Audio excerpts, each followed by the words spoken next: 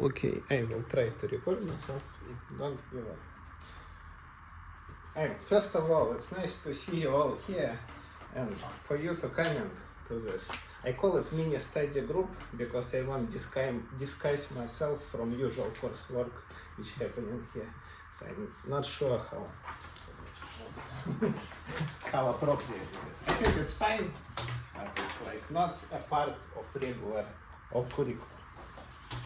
And so what do we study here? We study something that I called mathematical theory of diffraction.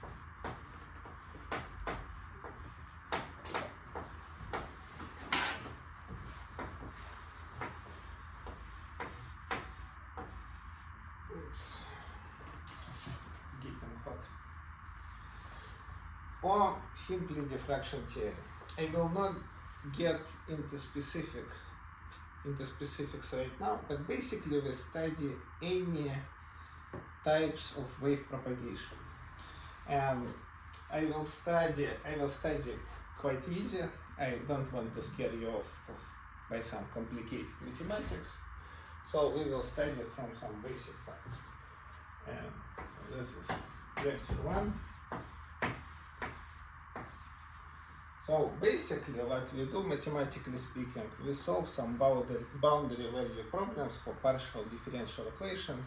And when I say partial differential equations, I usually mean only one equation, it's Helmholtz equation. But for me, it's like, conceptually it doesn't matter. You can study elasticity equation, electromagnetic equations. But my background comes from acoustics. So I will start from linear equation of hydrodynamics. Please take your seats. And then I will show that right now I will show how to get Helmholtz equation from linear equation of hydrodynamics, and that's the way to describe acoustic waves. So point A. Linearized equations.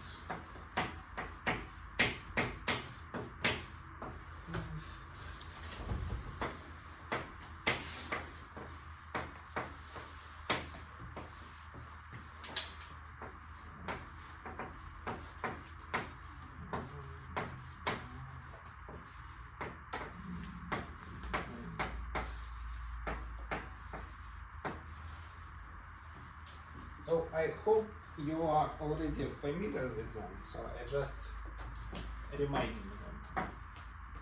But if not, we can discuss.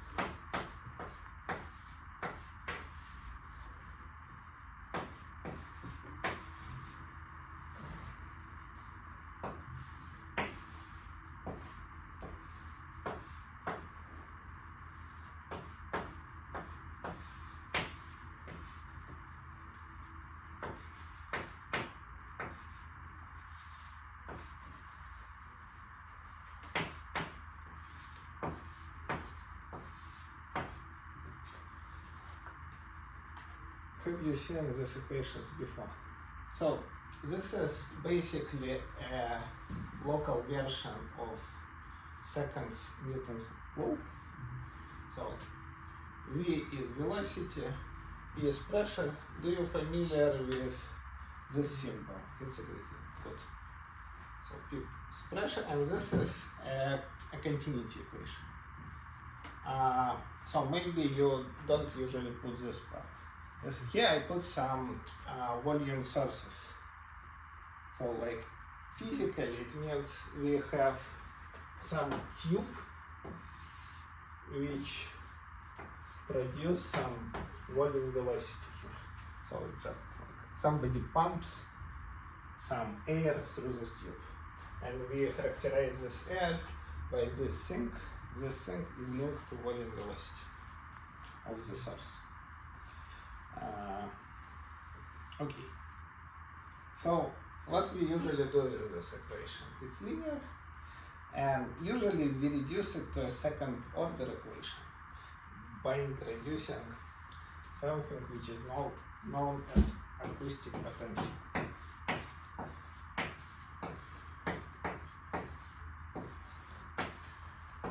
Acoustic potential. So standard definition is like this.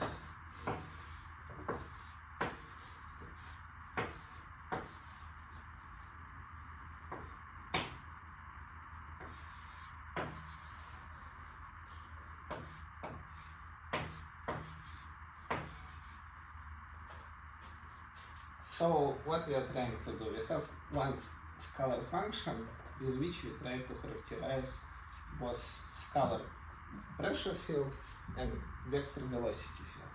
And here is a tradition to put minus. That's what people do, but it's probably not very important. So what is nice about this definition? First of all, we get this equation satisfied by default. So if we just substitute this form, this equation will be satisfied. That's clear to see. That will become an identity. And second one, give us our beloved Helmholtz equation.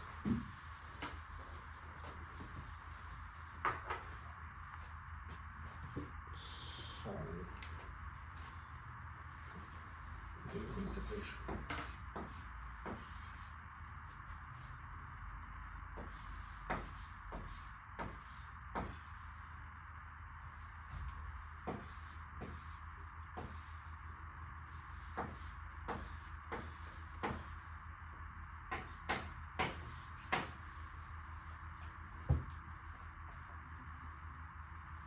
It's not Helmholtz, sorry, it's wave equation.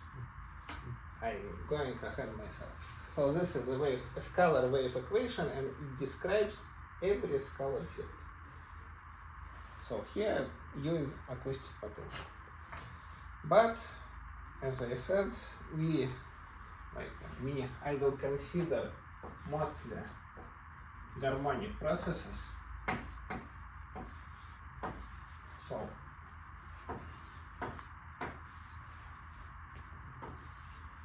and probably it's minus. So I will suppose that all my function depends harmonically on time, and that's not always the case, but just think about it as we made a Fourier transform of the equation and just don't want to bother with time. And here the choice of the sign is kind of important, because the way you choose your sign here will depend which waves are incoming and which waves are outgoing in your Helmholtz equation. So, naturally, we will discuss it a bit later in more details. We will have a plane wave solution to Helmholtz equation, and this thing we will consider as outgoing wave.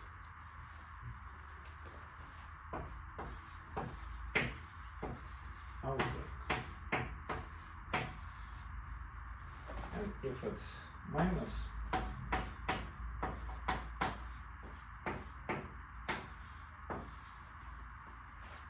this will be incoming.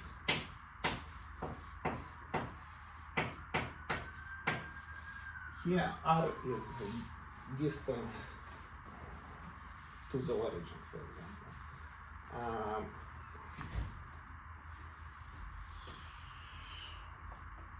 So anyway, we substitute this dependence, and then we just omit and forget about time, and we have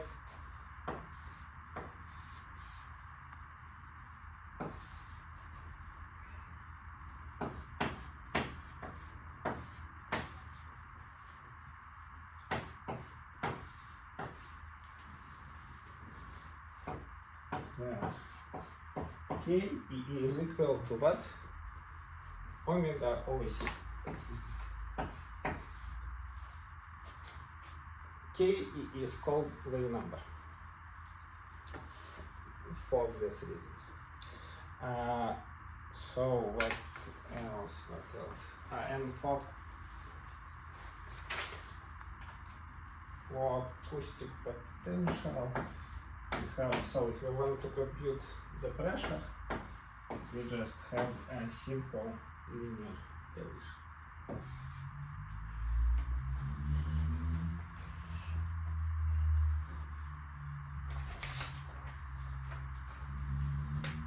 And I will discuss solutions of this equation in different situations for the next several lectures, if you continue to keep coming to them.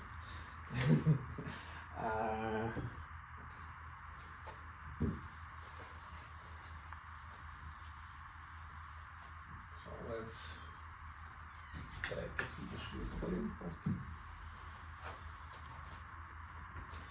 So what else should we know? I didn't ask, do you know what is this thing?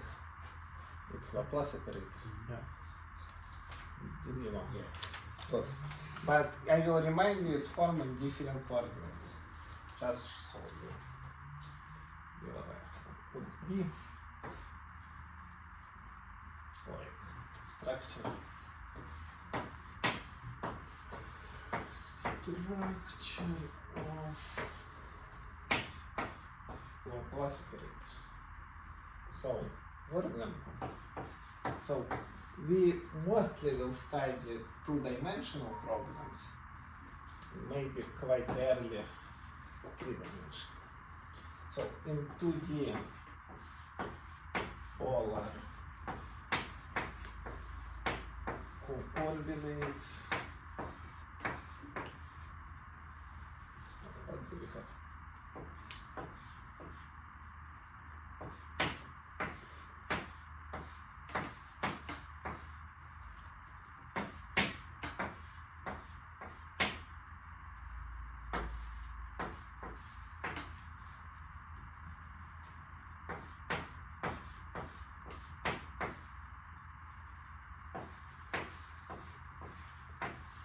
And here, of course, I suppose that you know how it looks in Cartesian coordinates.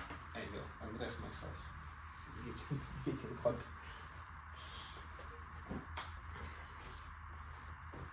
Have some chalk.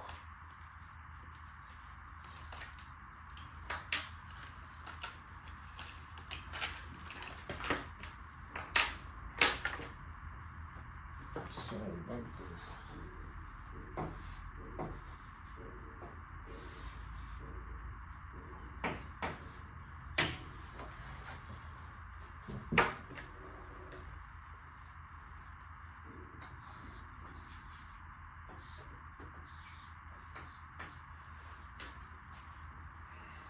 So, do you know how it looks in Cartesian coordinates? Oh, no. Good. Okay. What else? Let's just, for the sake of completeness, write down it in spherical coordinates.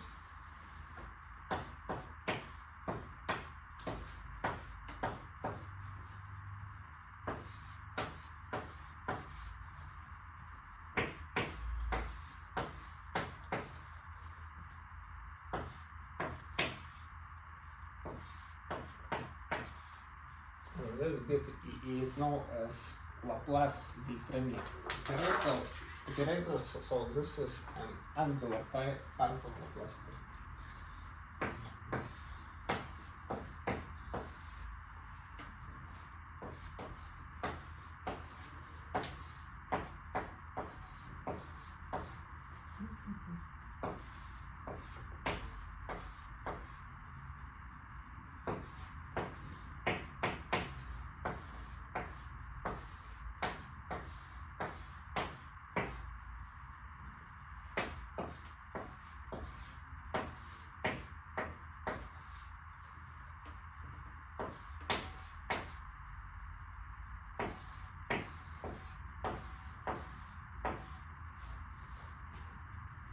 Okay, great.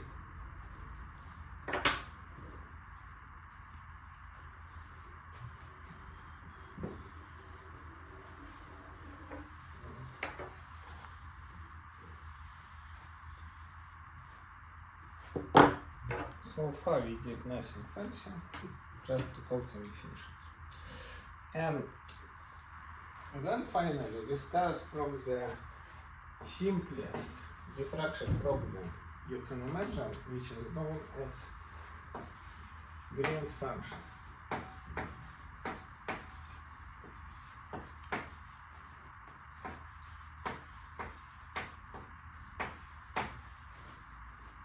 Function of Green's equation.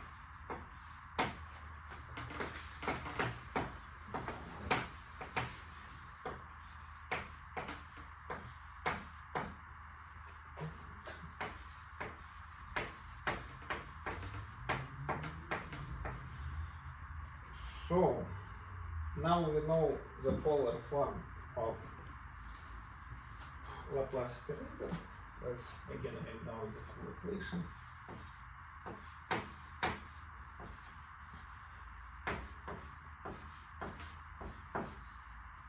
And here I will give like a cheating physical based derivation of Green's function.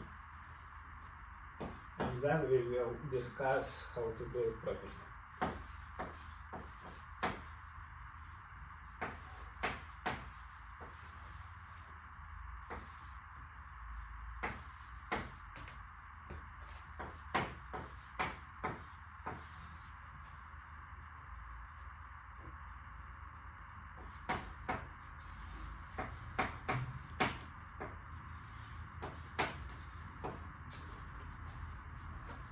Do you know what's a delta function?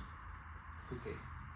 So formally, if I put delta function, I need to consider like a weak statement of the problem because it's a distribution, and it makes sense when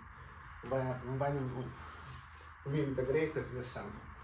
But as a physicist, we know that this function is just 0 everywhere and infinity at the origin. And then to find its amplitude, we integrate it with something. That's like a practical approach. So what can we notice here? Obviously, delta function does not depend on the angle. So we put a source I at the origin, and then it means that the right hand side is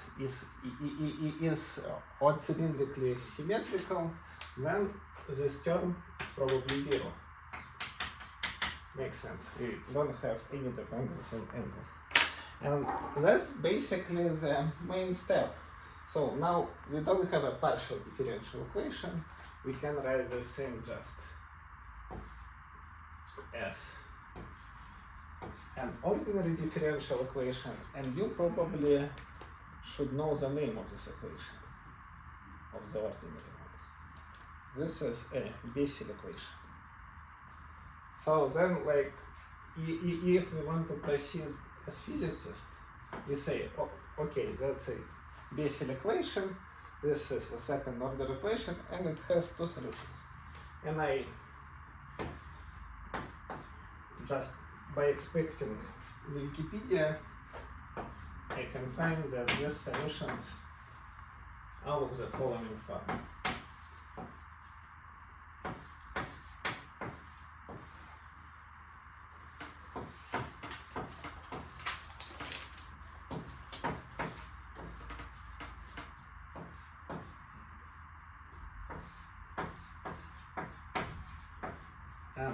This is a Helmholtz function.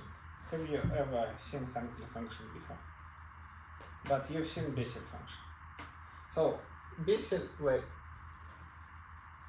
if you see Bessel function, you probably have seen Neumann function.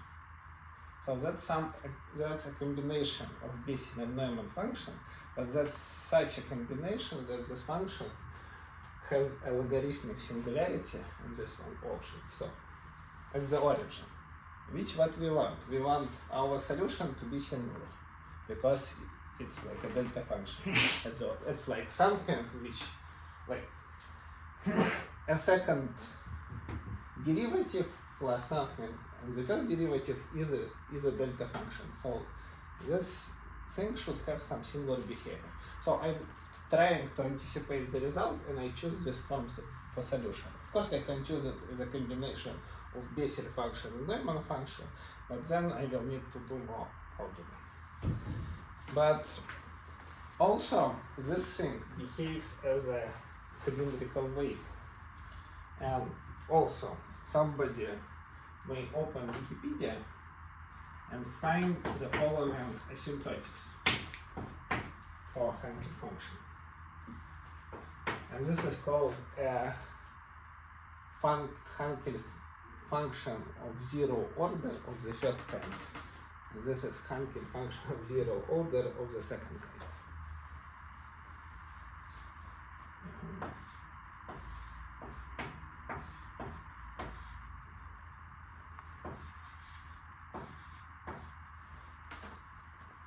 So, if we take that tending to infinity, this function will behave like this. And this is definitely some cylindrical wave because it decays as 1 over distance, as a square root of distance. And also it oscillates. And like remember the choice, this thing behaves as an outgoing wave because we have here sign plus. But this thing behaves as an incoming wave. And we are simple people, we don't want incoming wave to contribute to our solution. So like voluntarily we say, okay, this is not physical. Or when we became more formal, we will say this solution does not satisfy radiation condition. You can also ask questions if it becomes too much, but so far it should be quite simple. So the question, okay, we know that our solution has the following form, but still we have some unknown coefficient. How to compute this coefficient? Do you have ideas how to compute this coefficient?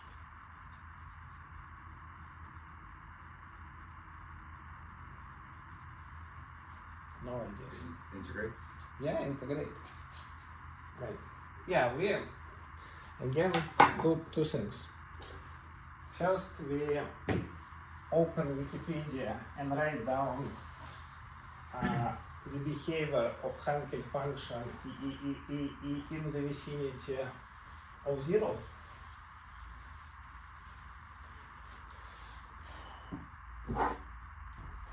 So, as I said, it has a logarithmic behavior. So for small z, that behaves as logarithm.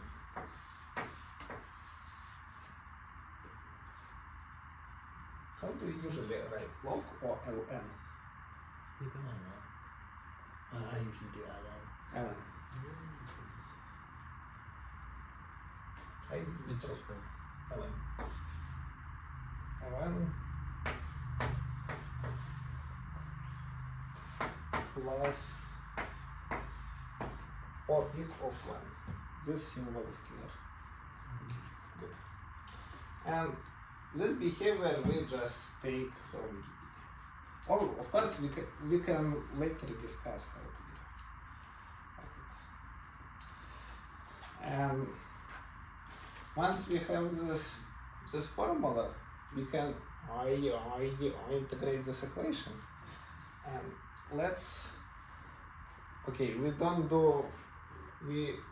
do anything with this part, but this part just will be exponentially, not exponential, it will tend to 0 as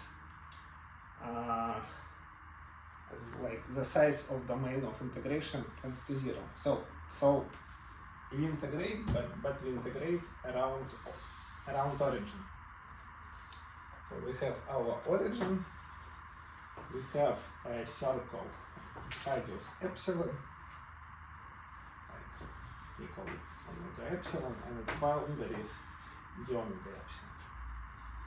And what basically we're trying to do by integration, we're trying to measure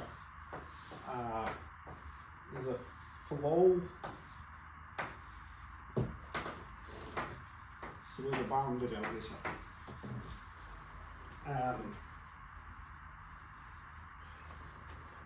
Let's do it.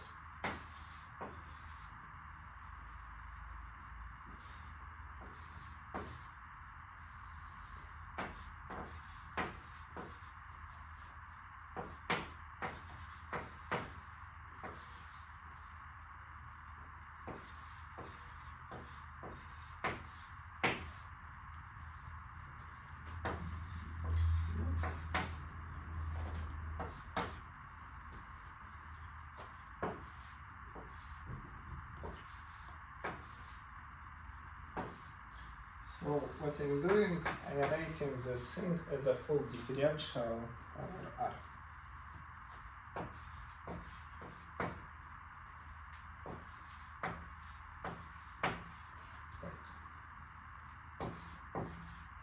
We were so lucky that we can do it, but of course it follows from the property of Laplace operator from its structure. But here just formally we can check by differentiating that this thing is equal to this. Nothing fancy. And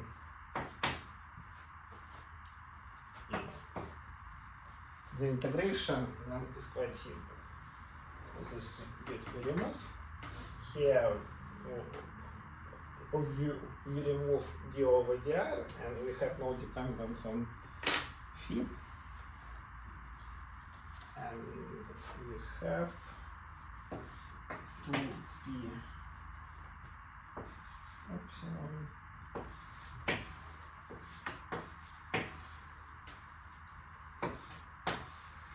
which is taken at this point.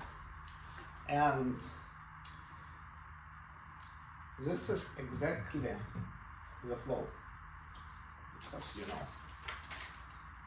when we're defining the velocity potential, we were saying that velocity potential like that.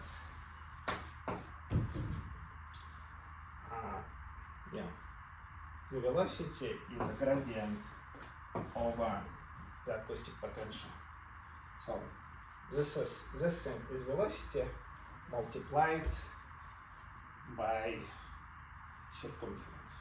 So this is an outward flow through this circle, through this curve. It's just a one-dimensional, like a two-dimensional flow. Okay, that's nice. And then what we do, we integrate the delta function, which is quite easy to do, because we will just get one. We have this.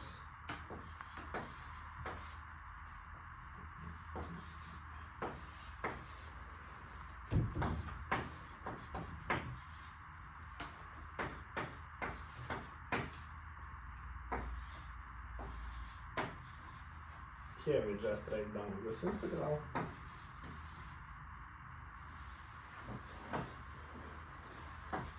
And after integration of delta function, we are getting 1. Then we substitute this asymptotic here and take the limit epsilon to 0. And this term will die as epsilon tends to 0.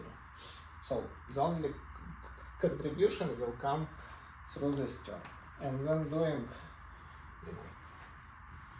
differentiating this, we will get 1 over z, and substituting epsilon. Let me write it down. Okay.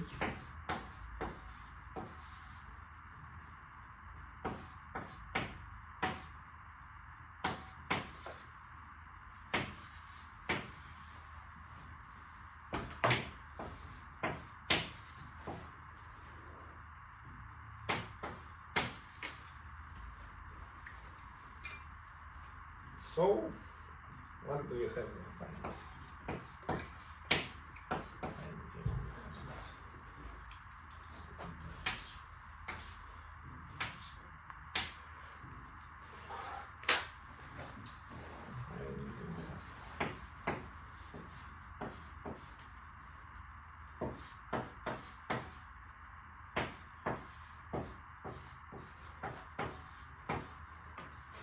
So this is Green's function from Helmholtz equation. It has a singular behavior at the origin, and it behaves as a cylindrical wave far from the origin, which is nice. We can repeat the same calculation in 3D, and in 3D actually we will have a simpler expression. Also I will use letter G. It's standard way. In 3D it will be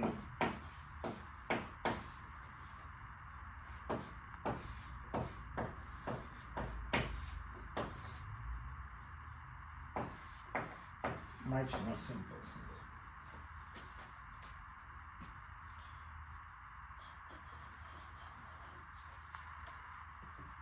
Okay. This part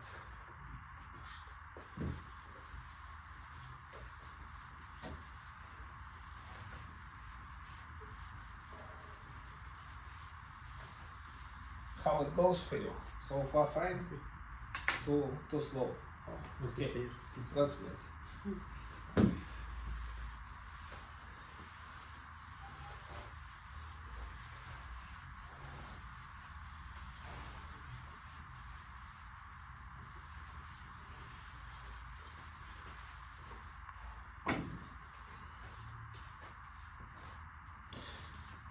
So something which is point D in my lecture notes. Plane waves. Plane waves.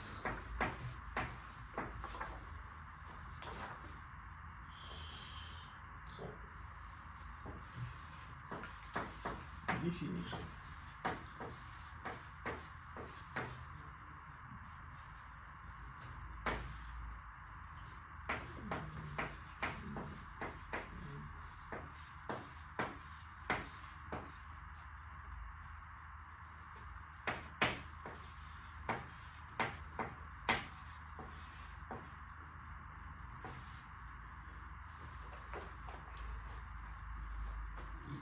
Is it clear for you that this thing will be a solution of Helmholtz equation? Okay. And do you understand why this thing is called a plane wave? It's like a plane. Because I mean, what do you mean by plane? Because when like at the line of constant phase, it will give us a plane. Yeah, so it's like its wavefront is a plane. So if we take this part and say that this part should be constant, then we will get a plane which is a line in 2D. And of course this is a plane wave which is the incoming wave actually. And this wave propagates at the angle theta, and its wavefront is like this. This is where it has a constant amplitude. And okay, this part is clear. Also, this is an incoming wave. First observation that I didn't discuss it, but here I suppose that k and theta is real. But we can take k and theta to be complex, and this thing will still be a solution of Helmholtz equation, but it will behave slightly differently. It will decay in some direction, or it might grow in some direction. And this is a very important thing for us, because generally we will assume that these things are complex. Okay. Another form is a power form. So we have two angles. One is the angle of propagation, and another is the angle of observation. Other thing is also called angle of error or incidence.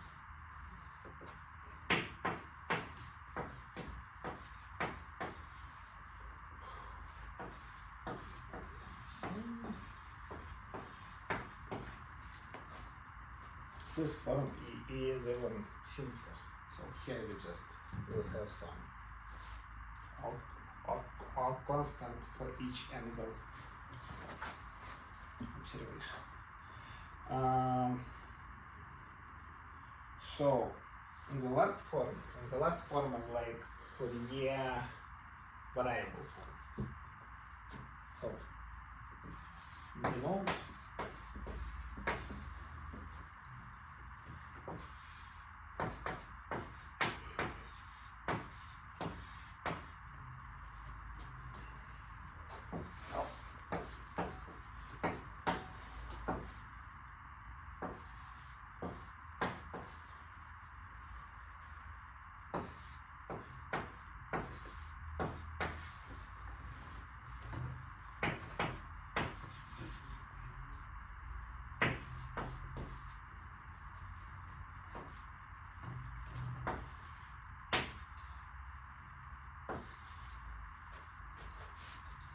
So here we just have Fourier phase, Fourier exponent, and this is a spectral variable. This is how it's called. And yeah, we need to understand this form also. And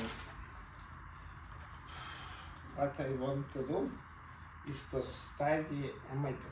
So if we treat this thing as Fourier variable, this thing will vary from minus infinity to plus infinity. When I say this thing will vary, it means that I will solve my equations, my actual Helmholtz equation by applying Fourier transform, and then I just integrate from minus infinity to plus infinity. So I more or less need to understand this function for all real xi. And let's see how minus infinity to plus infinity this line mapped by this function, by this square root. This probably the first complex analysis bit in our lecture series, which is exciting.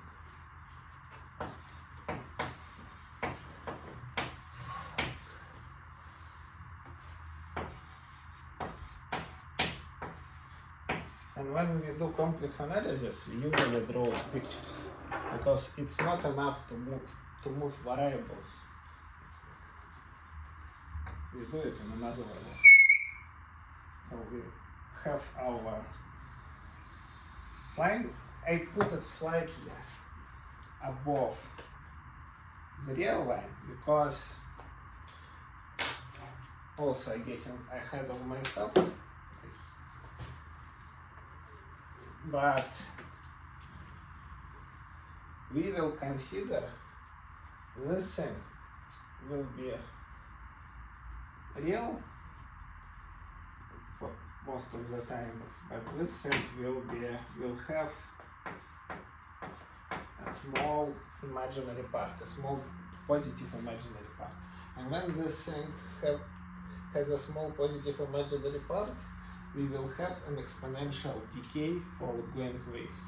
So this is a way to distinguish, like formally mathematically, between incoming and outgoing waves. Physically, it's quite simple. It means that we have a media with attenuation. So if we have some attenuation in the media, then waves should naturally decay. These waves are causal. If they are not causal, they will grow exponentially. And we just say we don't want these waves to exist. So we kind of make a choice. And this is one way to make this choice, which is known as limiting absorption principle. But that means that we draw this line slightly above the real axis.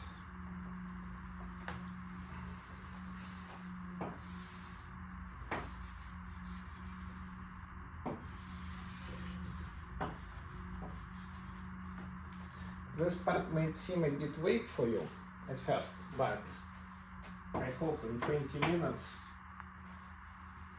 you will see why I'm doing it. Where f is this function.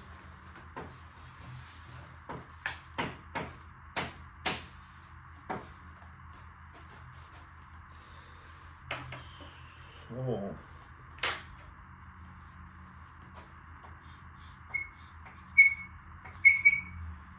Okay. And let's think a bit. So this part is very small, so this thing is almost real for psi that are between k and minus k. Makes sense, because cosine for real theta couldn't be bigger than 1. So we should have like a bit like this. But then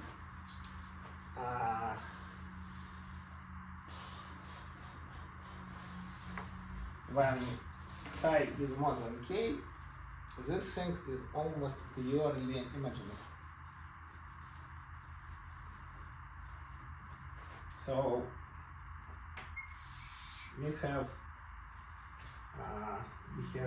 behavior like this. So if we start in consecutive order, so this is kind of minus infinity here, then it goes here, then we reach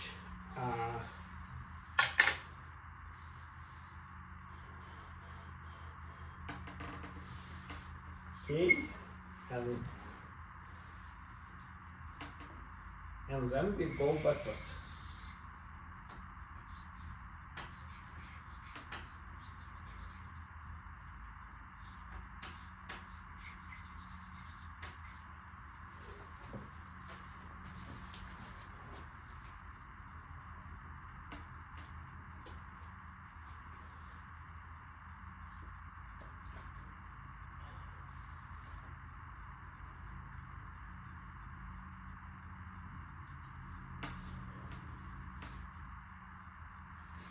You can check this thing, like what I propose for you to do is to do it on computer.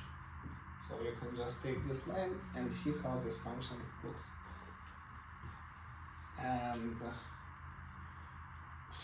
there are two options. You need to change a branch of a square root, because you know square root it can be plus minus. And here I choose a branch which is positive real when the value of this thing is positive real. And also I can choose a branch which is negative, and then I will have something here. I will have a similar picture here. But this is my choice.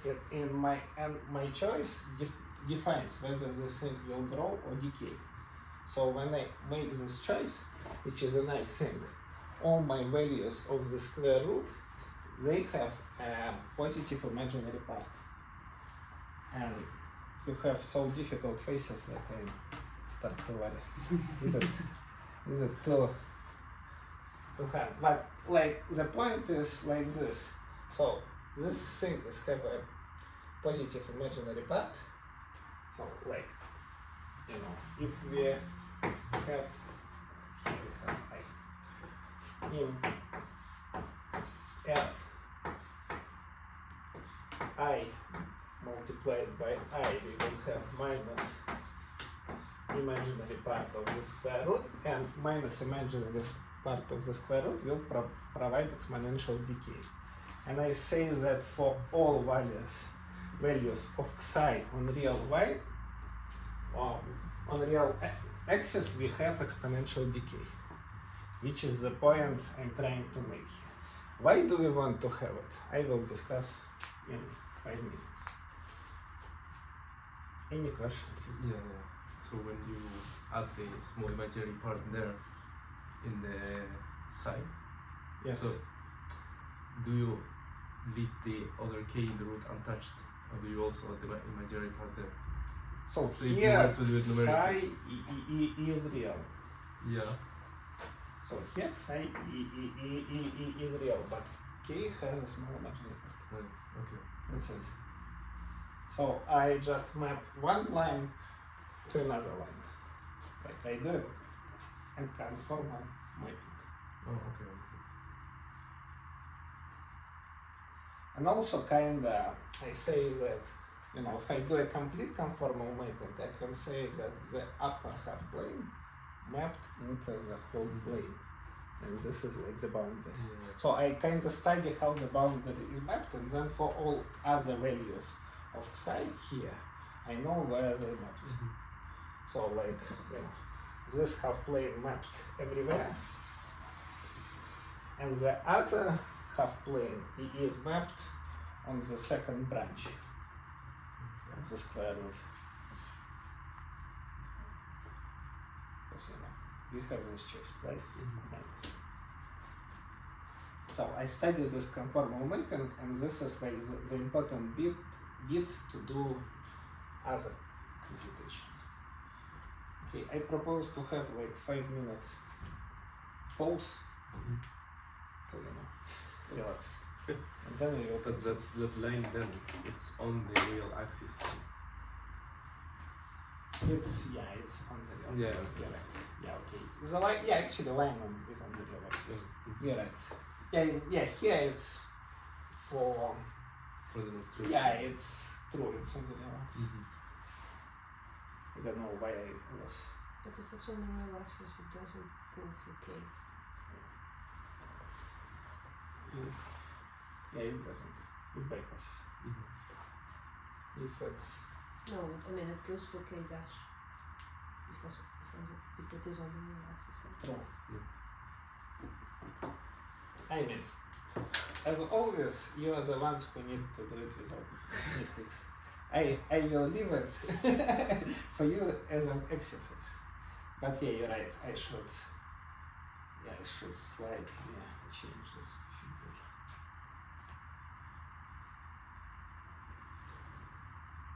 Yeah, I kinda can consider real. Yeah, this figure is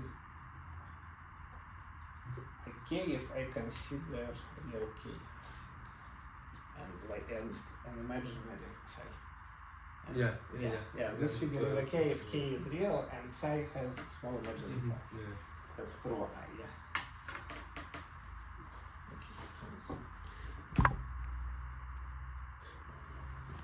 Mhm.